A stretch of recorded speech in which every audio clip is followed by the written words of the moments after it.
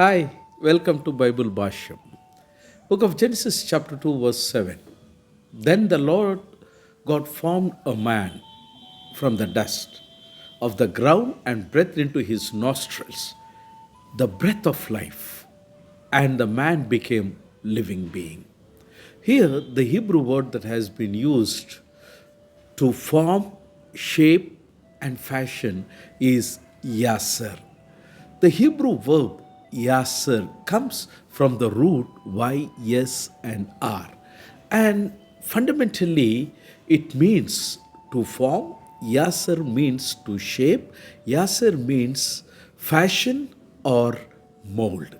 In its primitive sense, is that of pressing or shaping material by hand, much like a potter working a day. Unlike verbs that emphasize creation by command or decree, Yasser belongs to the semantic field of craftsmanship and intentional design.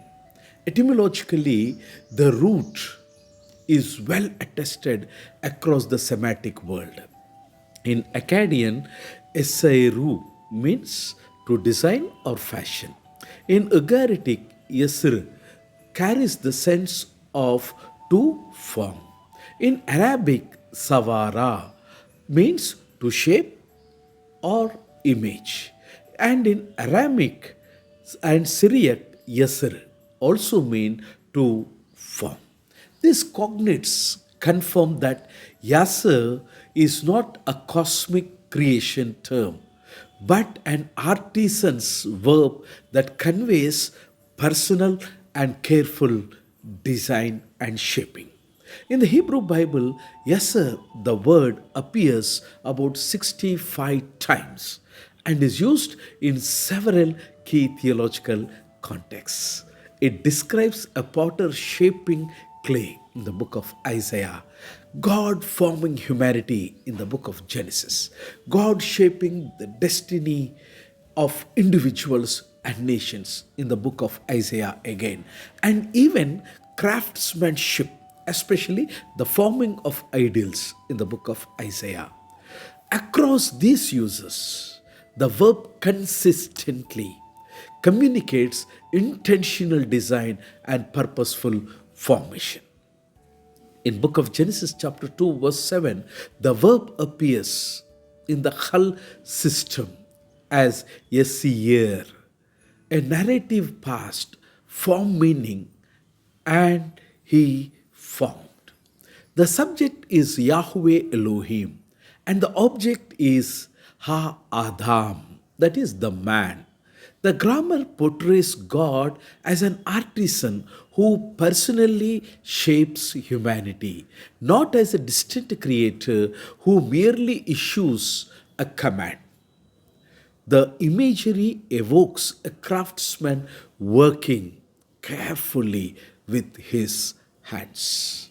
Theologically, Yasser stands in contrast to the verb bara, that is created, which is used predominantly in the book of Genesis 1. While bara emphasizes divine power and creation by decree, Yasser emphasizes intimacy and design and relational involvement of Yahweh Elohim. In Genesis 1, presents God as a cosmic sovereign. Genesis 2 presents him as a personal potter. The potter, the clay metaphor that flows from Yasser, reveals key truths about human identity. God is a potter, humanity is a clay, and the life is shaped according to divine purpose. The imagery implies dependence, malleability, and intention. Humans are not accidental products, my friend, of chance, but vessels crafted with meaning and destiny. Thus, Yasser reveals a God who is not only a creator but also artist, forming life with care, purpose, and relational depth. God bless.